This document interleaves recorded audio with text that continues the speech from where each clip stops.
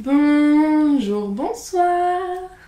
J'espère que vous allez bien. Alors, c'est la deuxième fois que je filme cette vidéo parce que la première fois, j'avais fait du caca.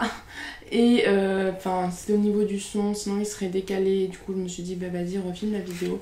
Je sais pas si je suis bien placée, c'est toujours le même problème.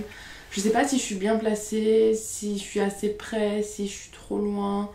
Franchement, dites-le moi dans les commentaires parce que j'ai un peu peur à chaque fois. J'ai l'impression que je suis un peu loin par rapport à vous. Mais bon, dites-le moi. Donc aujourd'hui, on se retrouve encore une fois avec mon ordinateur pour faire un vous choisissez ma lecture. Donc comme j'ai dit, j'ai été obligée de refilmer cette vidéo. Donc ce ne sera pas les mêmes livres que j'avais sélectionnés, enfin que Livre Addict avait sélectionné au hasard dans ma palle. Et donc bon, ben tant pis, hein. Mais sachant que les livres qu'ils avaient sélectionnés à la base, je les aimais bien, enfin j'étais contente du résultat.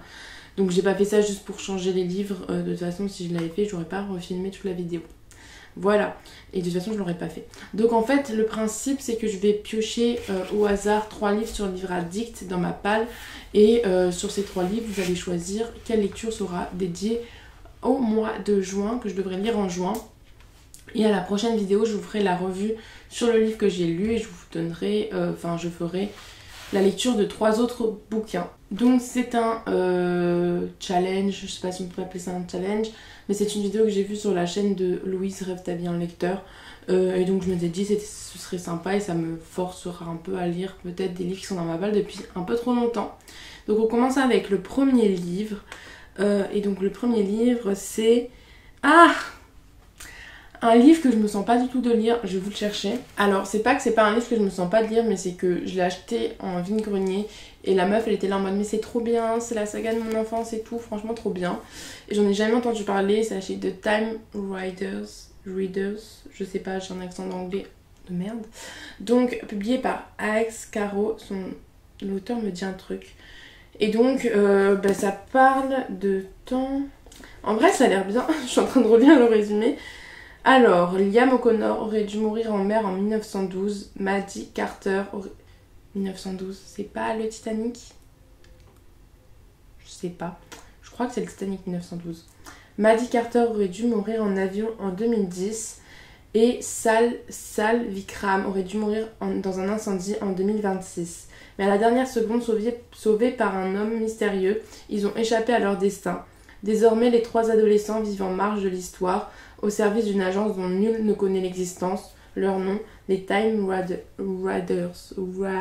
Les Time Riders.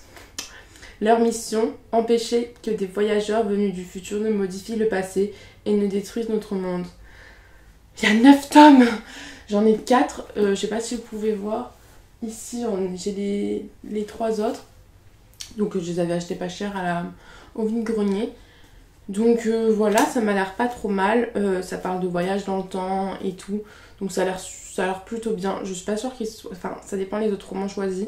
Mais vu qu'on n'en entend pas beaucoup parler sur Instagram, je suis pas sûre qu'il soit choisi. Par contre, c'est une belle brique. Enfin, il fait 580 pages. Après, c'est un poche, mais c'est pas mal. Ensuite, le prochain livre, il s'agit de... Donc ça me pioche le tome 4 d'After, donc je vais chercher le tome 1 plutôt. Donc ce qui est drôle, c'est que je les ai reçus, parce que j'avais fait une commande Vinted avec tous les tomes, je les ai reçus en début de semaine, donc voilà, ils sont dans ma palle depuis pas très longtemps. En fait, vous pouvez voir, j'ai déjà le tome 1, sauf que du coup le lot, enfin c'était un lot, et du coup la fille n'a pas voulu enlever le tome 1, c'est pas grave, je le mets en vente sur Vinted. Donc j'ai déjà lu le tome 1, le tome 2 et le tome 3, mais je voulais tous les relire pour finir cette saga. Donc ça a pioché le tome 4 et du coup je lirai peut-être le tome 1. Je vais vous faire un rapide speech, mais à mon avis vous savez de quoi parle After. Donc en fait dans ce livre on va suivre Tessa, une fille modèle, parfaite, qui a des bonnes notes, qui a jamais couché avec quelqu'un de sa vie, elle est vierge. Et vraiment Tessa c'est la petite fille parfaite, elle est accompagnée d'un petit ami encore une fois parfait qui s'appelle... Noah, et donc sa mère contrôle aussi sa vie. Et en fait, elle va aller à l'université, elle va rencontrer Hardin, le bad boy, le bad boy, le véritable, quoi, qui fait que des conneries, qui boit, qui se bat, et facilement, Tessa va tomber amoureuse de lui. ah là là là là, on ne s'en doutait pas. Et du coup, elle sait pas comment gérer ça. Et donc on va suivre leur histoire d'amour entre amour, trahison, jalousie. Voilà, c'est After quoi. Et du coup, pour le dernier livre, parce que j'en prends que 3, il s'agit... Ah, The Dry. Donc, The Dry de Neil Shusterman et de son fils Jarrod. Je crois que c'est son fils. Ça fait un moment qu'il est dans ma palle. Je l'ai pas eu, je l'ai eu à Noël 2018, donc vous vous rendez compte. Je voulais le lire en été 2019, sauf que je l'ai pas lu.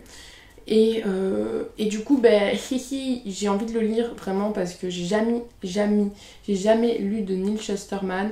Et il a l'air plutôt bien, lui. J'aimerais bien lire La Faucheuse aussi. Donc en gros, il y a une sécheresse, donc plus personne ne... Enfin, c'est hyper compliqué de boire du coup.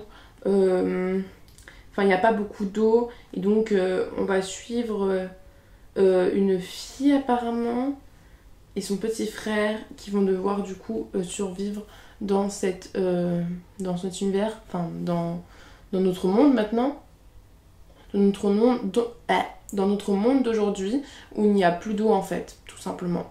Voilà, donc ça traite de la sécheresse et je pense qu'on pourrait y voir une certaine forme de ne gâchez pas l'eau, c'est pas bien. Ce qui est totalement vrai, hein, on va pas se le cacher, mais voilà, enfin une phrase cachée, je sais pas comment expliquer ça, mais bon, bref, voilà. Et il me tente vraiment énormément. Et vu qu'il commence à faire chaud, c'est très bien parce que je voulais le lire quand il faisait chaud et pas en hiver parce qu'apparemment il donne vraiment soif. Et donc qu'un livre donne soif, c'est la première fois que ça m'arriverait. J'ai trop hâte. Donc voilà pour les romans choisis, les 3 que vous pouvez choisir pour ma lecture du mois de juin. Je vous mettrai un sondage dans le petit i qui devrait se trouver ici.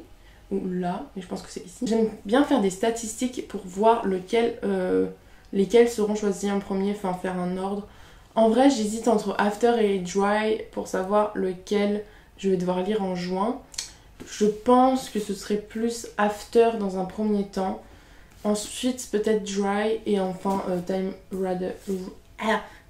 Riders que je pense vraiment que vous n'allez pas choisir. Et voilà, c'est tout pour moi. J'espère que cette vidéo vous aura plu. Faites des bons votes s'il vous plaît. De toute façon, rien n'est mauvais. Donc choisissez vraiment, si vous connaissez aucun des livres, je pense quand même que beaucoup connaissent After. Choisissez au vu des résumés ce qui vous tente ou ce que vous aimeriez que je fasse un avis. Par exemple, s'il y a un livre qui est dans votre wishlist ou encore une fois qui vous tente, et choisissez-le, comme ça je vous ferai un update et vous pourrez savoir s'il est bien ou pas. Et c'est tout pour moi, du coup je vous fais des gros bisous, on se retrouve dans une prochaine vidéo, bye.